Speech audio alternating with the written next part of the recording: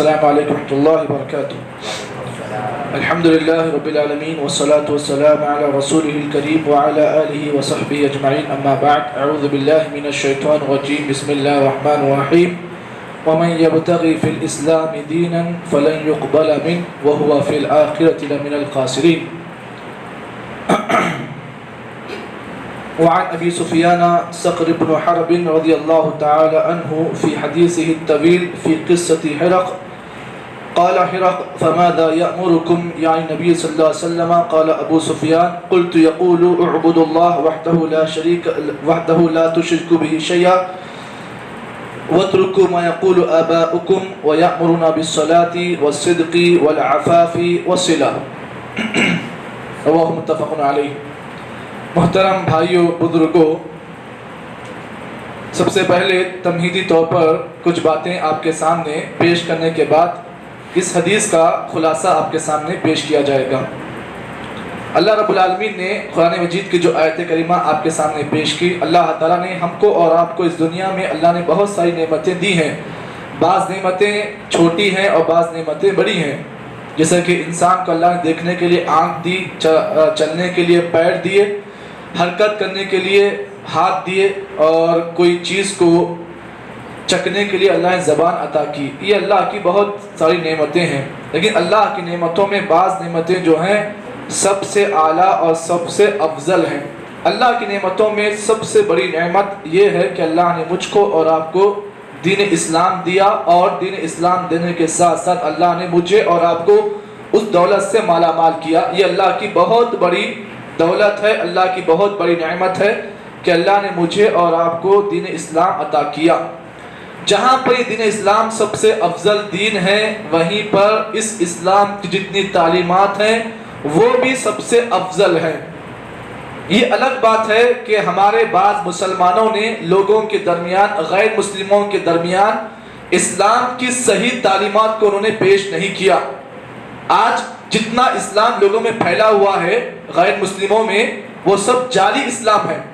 اصلی اسلام کی پہچان صرف بہت کم لوگوں کو ہے. اس میں غلطی میری اور آپ کی بھی ہے کہ ہم لوگوں نے غیر مسلموں کے درمیان اپنے اسلام کی صحیح تعلیمات کو ہم نے نہیں پہنچایا. ہم اگر ایسا نہیں کریں گے تو اللہ کے پاس ہم پکڑے جائیں گے. آج غیر مسلمین اسلام کے بارے میں جو باتیں کرتے ہیں کہ نعوذ باللہ اسلام دہشت گردی کی تعلیم دیتا ہے، یہ غلط اسلام لوگوں کے درمیان پہنچایا گیا ہے. اگر کسی انسان کو اسلام کی صحیح تعلیمات معلوم ہو جائے، یقین مانیے اس دنیا میں اسلام سے بڑھ کر کوئی اور مذہب اچھا نہیں ہو سکتا. یہ الگ بات ہے کہ ہمارے بعض مسلمانوں نے غلط اسلام ان کے سامنے پیش کیا، جس کی وجہ سے غیر مسلمین ہمارے اس اسلام کو بدنام کرتے ہیں. کبھی اللہ کے نبی کو فلاں فلاں کہتے ہیں، کبھی اسلام کے بارے میں، کبھی حجاب کے بارے میں کچھ ایسی باتیں کرتے ہیں. دیکھیے ایک چیز آپ بتا دوں کہ اگر حجاب پہ جو مسئلہ ابھی جو اٹھ کر بیٹھا ہوا ہے، اس میں بہت بڑی غلطی ہماری اپنی ہے. اگر ہماری مسلم عورتیں، مسلم خواتین اگر حجاب کی پابندی کرتی تو پھر کسی اور کو حجاب پر کہنے کا موقع نہیں ملتا. یہ ہمارے بعض مسلمان عورتیں ہیں جو حجاب نہیں پہنتی ہیں، جس کو دیکھ کر غیر مسلم یہ کہتے ہیں دیکھو حجاب کا جب اللہ نے فرض حکم دیا ہے تو پھر وہ بعض مسلمان جو حجاب نہیں کرتی ہیں تو کیا ان پر حجاب فرض نہیں ہے؟ ہمارا عمل کے ذریعے سے ہم نے اسلام کو خود بدنام کیا ہے. ہم بہت بڑے مجرم ہیں، بہت بڑے ہم گنہگار ہیں. کیوں؟ اس لیے کہ ہم نے ان کے درمیان صحیح اسلام کو نہیں پہنچایا ہے. اگر ہم صحیح اسلام ان کے درمیان پہنچاتے تو کسی کو اسلام کے بارے میں کچھ کہنے کا موقع نہیں مل سکتا. چلیے اللہ کے نبی صلی اللہ علیہ وسلم اس اسلام کی تعلیمات آپ وسلم صحابہ کو کیسے دیا کرتے تھے؟ اللہ کے نبی کی تعلیمات اسلام کے سلسلے میں کیا ہوتی؟ اس ایک حدیث میں اللہ کے نبی نے اسلام کی پوری تعلیمات کو بیان کر دیا ہے. یہ ایک حدیث جو ہے صحیح بخاری اور مسلم کی، اس ایک حدیث پر آپ سرچ کر لیں، ریسرچ کر لیں، آپ کو اسلام کی پوری تعلیمات جو صحیح تعلیمات ہیں اس ایک حدیث میں آپ کو مل جائیں گی.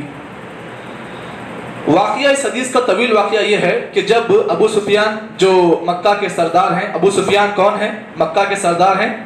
سب سے پہلے یہ اسلام نہیں لائے تھے، لیکن سن 8 ہجری میں جب مکہ فتح ہوا، دیکھیے تاریخ کو آپ غور سے سنیں. سن 8 ہجری میں مکہ فتح ہوا.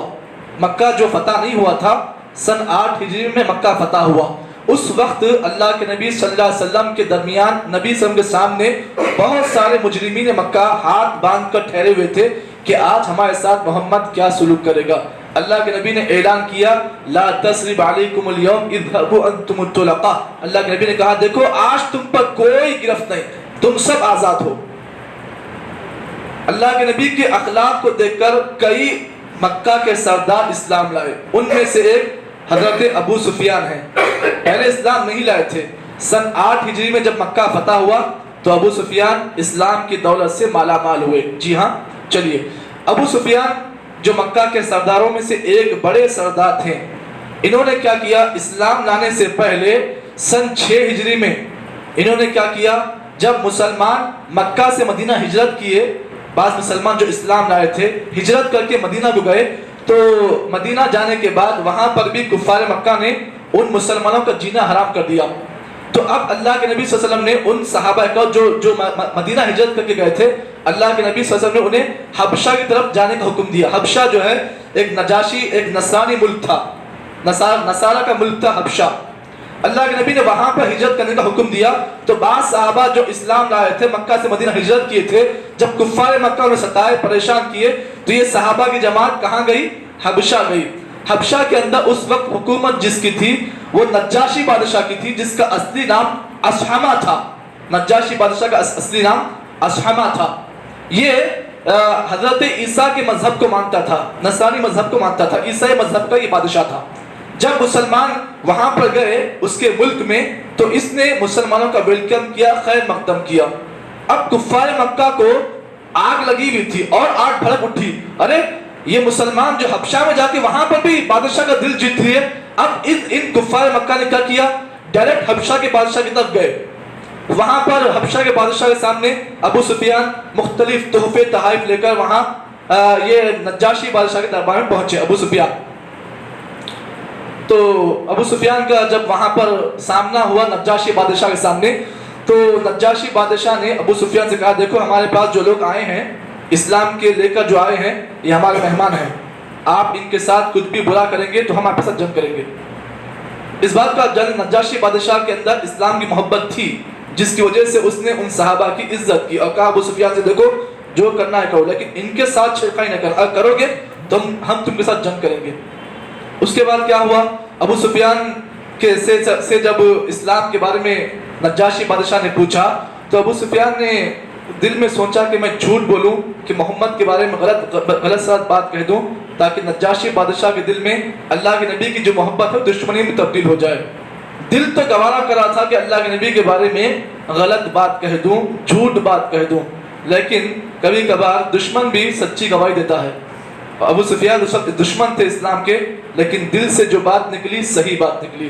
وہ کیا تھی؟ دیکھیے ابو سفیان سے نجاشی بادشاہ نے اللہ کے نبی کی پوری بایوگرافی لی. نبی کون ہے، ان کا نام کیا ہے، ان کے والد کون، ان کے کتنے بچے، وہ کیا کیا کرتے، سب پوری بایوگرافی ابو سفیان سے لی. ابو سفیان نے اللہ کے نبی کی پوری بایوگرافی صحیح پیش کر دیا. اس کے بعد آخر میں اس بادشاہ نے ابو سفیان سے ایک سوال کیا. سوال کیا کیا؟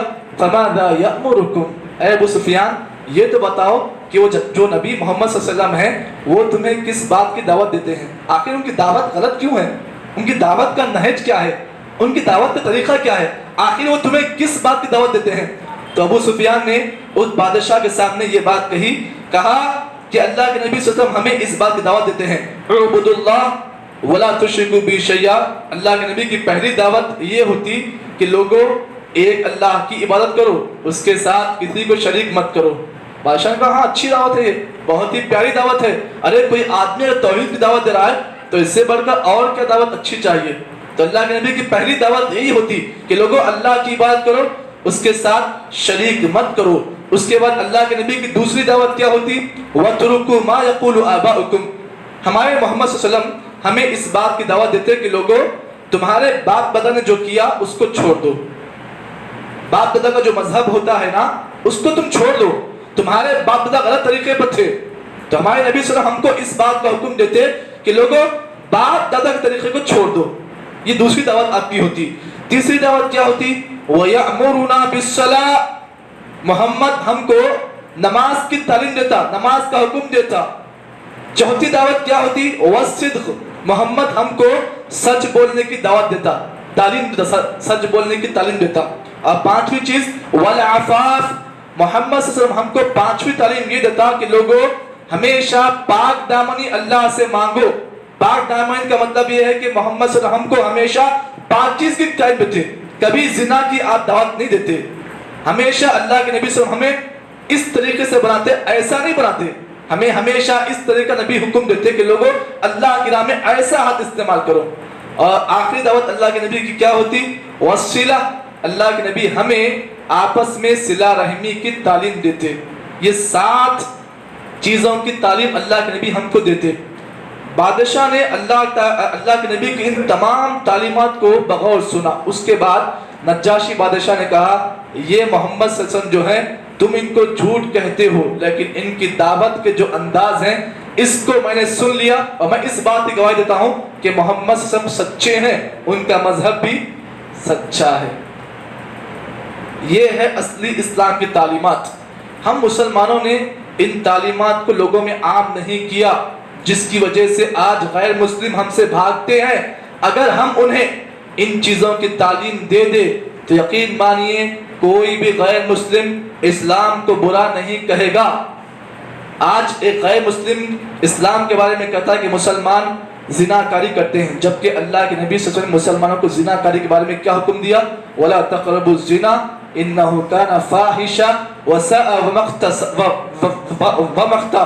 اللہ تعالیٰ کہتے ہیں کہ نبی صلی اللہ علیہ وسلم نے اللہ کو حکم دیا کہ لوگوں زنا کے قریب مت جاؤ, کیونکہ یہ بہت بڑا کام ہے, یہ بہت برا کام ہے. وَسَاءَ وَمَقْتًا اللہ کی نگاہ میں یہ کام بہت برا ہے. یہ اسلام ہمیں اس بات کی تعلیم دیتا ہے. آج ہم لوگوں نے ہمارے خاندانوں میں دشمنی پیدا کر لی ہے, لیکن اسلام ہمیں کیا حکم دیتا ہے کہ اگر دشمن بھی خاندان والے کیوں نہ ہو لیکن تم ان کے ساتھ صلہ رحمی کرو. آج ہم کیا کرتے ہیں؟ اس تعلیمات کو ہم نے بھلا دیا ہے. ان تمام تعلیمات کی انشاءاللہ آپ کے سامنے ان تمام تعلیمات کو میں تفصیل سے پیش کروں گا. بس آج کی جو حدیث میں خلاصہ کلام یہ ہے, یہ اسلام کی اصل تعلیمات ہیں جس کو ہم لوگوں نے نہیں سمجھا ہے. اگر ہم سمجھ سکتے ہیں تو بالکل بہت اچھا اسلام ہمیں ملے گا. اور یہی تعلیمات ہم کسی غیر مسلموں کے سامنے اگر پیش کریں گے تو یقین مانیے ایک غیر مسلم ان تعلیمات کو سن کر اسلام پر جم سکتا ہے, اسلام پر عمل کر سکتا ہے. اللہ سے میں بس یہی دعا کرتا ہوں کہ جتنی باتیں بتائی گئی ہیں اللہ تعالی ہم تمام کو ان باتوں کے مطابق عمل کرنے کی توفیق اللہ تعالی عطا کرے. اللہ تعالی ہم تمام کو صحیح اسلام سمجھ کر اس کے مطابق زندگی گزارنے کی توفیق عطا کرے. سبحان اللہ بحمدہ, سبحانک اللہم بحمدک, نشہد ان لا الہ الا انت, نستغفرک و نتوب الیک.